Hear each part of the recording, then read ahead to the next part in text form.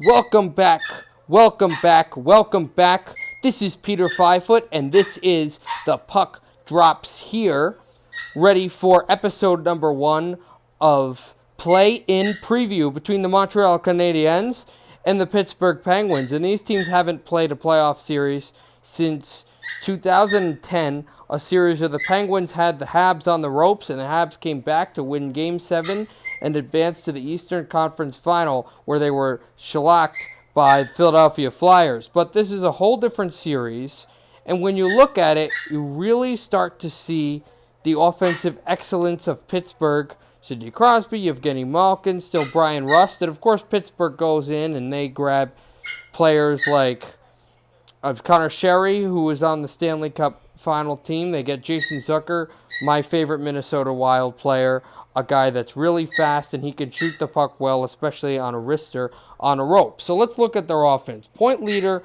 of course, is the 25-goal scorer, 49 assists, 74-point leader, Evgeny Malkin. And Malkin's always been the guy that's been there to score goals. He's got a killer of a slap shot. He's a big forward. Big guy, can battle with pucks through anywhere, is a scary player to play with, and also can punch you out with his fists. He's very, very physical. And of course, Brian Rust, who's a stalwart from those Stanley Cup final teams. Crosby is the third scorer leading with 47 points, and he only played 41 games, which is astounding for him. Also got an overtime goal against the Detroit Red Wings in Detroit. So this is a team that is built to score goals.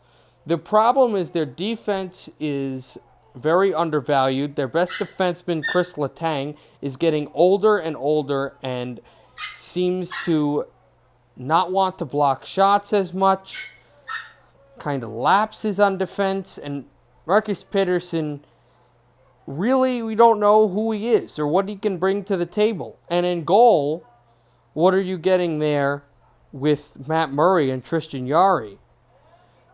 It's very susceptible. Matt Murray thinks he will absolutely start. Mike Sullivan has not said who. Tristan Jarry has been the hotter goaltender.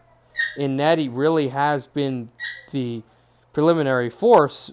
And the Pittsburgh Penguins have been there. But at times they have shown that they're declining.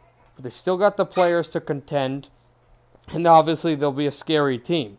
Then we look at with this whole play-in, it's put in teams that were not eliminated from the playoffs, but were about to be in a few days since there were only 13 games left, and that's the Montreal Canadiens, the most legendary franchise in all of hockey, the second most legendary franchise in the world, sports-wise, and they bring in a bunch of players that are stalwarts from other teams, and guys you wouldn't expect, and I think this Canadian team is going to surprise people. Their leading scorer is a guy that rekindled his Red Wing days in Tomas Tatar, 68 games played, the second most games played out of any Canadian. 22 goals scored, 39 assists to lead the squad with 61 points, 17 more than any other Canadian. The second most being Philip Dano, and of course Max Domi, Brendan Gallagher. It's a smaller team, but a quicker team. The Canadians are not the big guys that'll hit you, but they can't score goals. This team could score goals. They're a smaller squad, a faster squad, and they will bully the Penguins because they can also hit, and the hardest slapshot reigning champion is their captain, Shea Weber. Also, goaltending edge goes to Carey Price. Actually, we'll get into that later. It's just a real good team. They're coached by an excellent coach, and the Canadians will surprise people. I think, as I will explain later, the Penguins will win this series. But I could really see the Canadians shocking people and even going to the Stanley Cup final. They're that good, even though they're that young. And if Bergevin plays his cards right, Marc Bergevin, the French-Canadian former St. Louis Blue general manager of this Canadiens hockey club, this team will be a Stanley Cup contender in a few years. They did the right thing by kind of retooling, reloading, and rebuilding all at the same time. So let's see where the advantage in the edges are. We're not going to go by lines, but we'll go by positions. By center, as good as Dano is, it's clearly Pittsburgh. You could slide Zucker in. Sidney Crosby is still an all-star, multi-tool, can do it all, 200-foot player. And they've got other centers that can slide in throughout the Pittsburgh Penguins lineup. Sherry is another one that you can think of. So the center goes, definitely the advantage goes to Pittsburgh. Left wing also goes to Pittsburgh. That's where Evgeny Malkin plays. Tatar usually fills out on the right for Montreal. So the Pittsburgh Penguins, Zucker on there as well. The left wing is really loaded for them. For right wing, Pittsburgh seems to always have a hole on the right wing side, and teams exploit it all the time Pittsburgh plays, especially talented hockey clubs like Tampa Bay and the Washington Capitals. And clearly, as good as Tatar has been, it must be the Montreal Canadiens for the right wing side. I give them the advantage. Domi also slots in through the right wing, even though he plays the left wing consistently and at most times. Really, you have to think that. At left defenseman, it's still Montreal for me. The defensemen for the Montreal Canadiens are absolutely there. They just have a really consistent spot. It's always been an advantage. They've drafted well on defense. Right defense still, Weber is a much better player than Letang and Pettersson.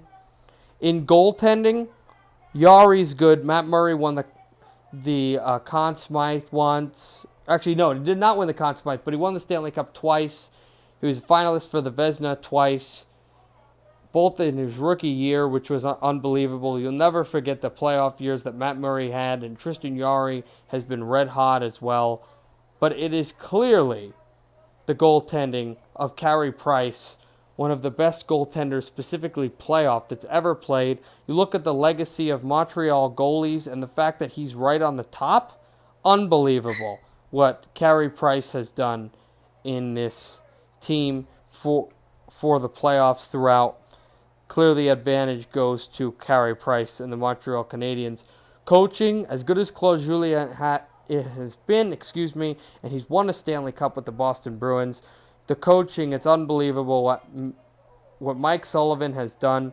The flack he gets is not fair. Mike Sullivan is an unbelievable coach. The advantage for coaching goes to the Pittsburgh Penguins. Also, the fact that assistant coach is an unbelievable coach and a Hall of Fame player in his own right, Mark Recchi, and they used to, of course, have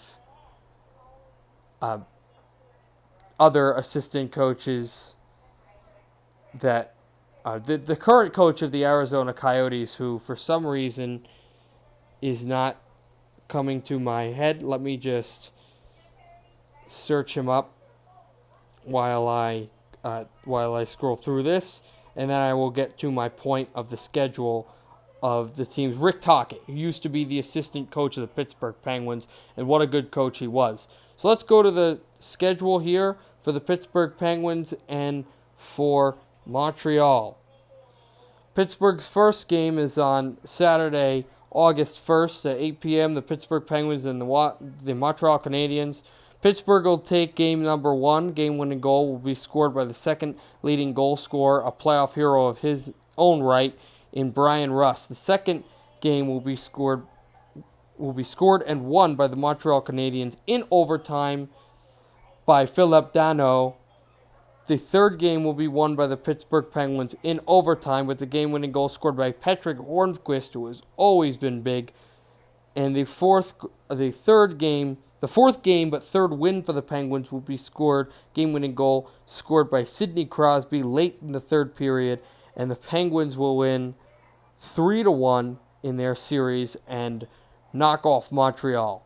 We'll see you tomorrow for another playoff prediction. We'll be dealing with the New York Islanders and the Florida Panthers. Till then, everybody, I hope you enjoyed watching this. Happy hockey, everybody.